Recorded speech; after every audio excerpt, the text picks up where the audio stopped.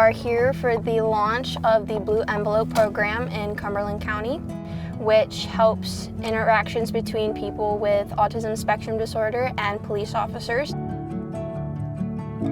We're really proud to host this event today.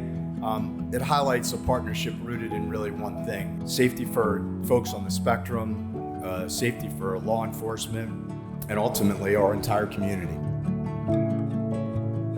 Arming police officers with more information makes it safer for our residents, and it also makes it safer for our police officers. Many of you know that traditional communication methods frequently fail with our neurodivergent community based on sensory and processing issues. The Blue Envelope, when presented by an autistic driver during a motor vehicle stop, it is an immediate visual cue to that law enforcement officer, alerting them to the fact that the driver is on the spectrum, and provides an understanding that this is an interaction that may require a more patient, meaningful, thoughtful approach.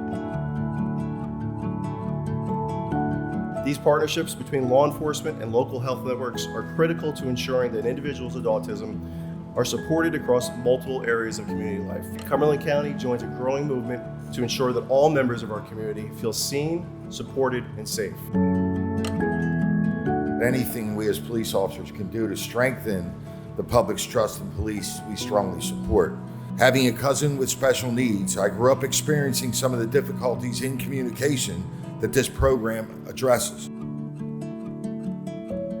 This is where public safety, public health, and lived experience come together to make our communities stronger and safer. We are incredibly proud to be a part of the Blue Envelope program because it aligns with what we strive for: dignity, understanding, and care that adapts to the individual. It's the tool that will ensure Amelia and others like her can be better understood and supported in their everyday life.